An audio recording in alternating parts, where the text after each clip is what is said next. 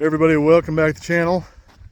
Listen, tomorrow is going to be one of my least favorite days that we have here on the homestead. It's going to be a bad day, but it's still going to be a rewarding day. Come on down to the corral and I'll tell you what I'm talking about. First of all, guys, look at this beautiful day. My goodness, sun shining, blue skies. These cows are just soaking it up. Man, that's got to feel good today. Look at them guys. just soaking it up over there. Well, let's walk over here by the steers real quick and I'll tell you what I was talking about. Well, guys, we're over here at the steers, and tomorrow is going to be kind of a tough day because Percy and Teddy, the one walking over there right now, it is their appointment at the butcher, and they are going off to what they call freezer camp. So kind of a weird day. You can see he's not looking too shabby, but mixed emotions, as my wife is going to go put them in the other area to grain them. It's kind of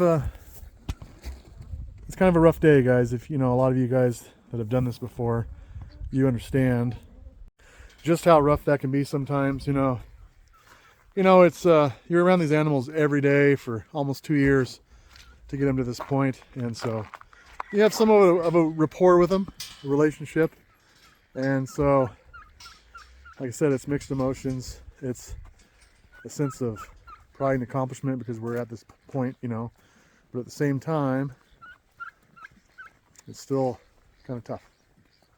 Well, he's been quite reluctant to eat his grain, but he's turned out pretty nice for the situation. We had a lot of cold weather. Would have been nicer if it was a little bit warmer. Old Teddy over there, he's pretty thick. I think he's going to be good and fat. So, not perfect, but I think we did pretty good. Had about 75 days on the grain or so, maybe a little bit longer. And like I said, he was one that just did not want to eat the grain. He was just really reluctant, but once we finally got him onto it, he's been eating quite a bit. It's just been a little bit of a challenge. I've never had such a steer that was so challenging to grain like he was, but we got her done, and I think he's looking pretty decent. So he's a cross between a Jersey and an Angus. So you see a little bit of Jersey characteristics in there, the color and the hips and stuff.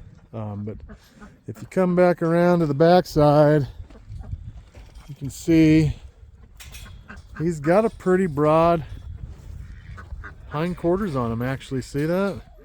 It's not too bad. So for being a cross, he's pretty decent. This guy's pretty well thick all the way down. Looking pretty good. Never been too worried about him. He eats grain with the best of them. You can see he's got some pretty good fat on the neck there. Some pretty good rolls going. So hopefully we got some fat in the muscle. You know, it's just been a long ordeal through all these winter days trying to get this done. Don't tip the grain there, Teddy. Oh, man.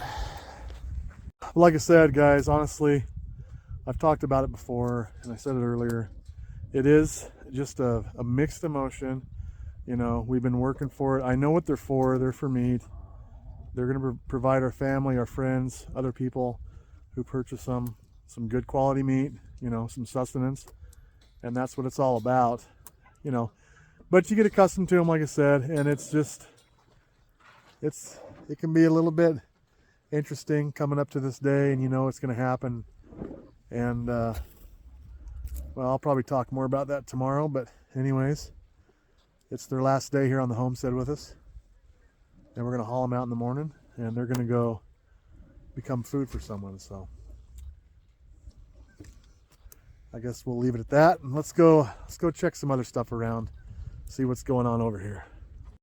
Believe it or not, that's actually drying out a little bit out there. So it doesn't really look like it, but it is a little bit, especially on that other side over there.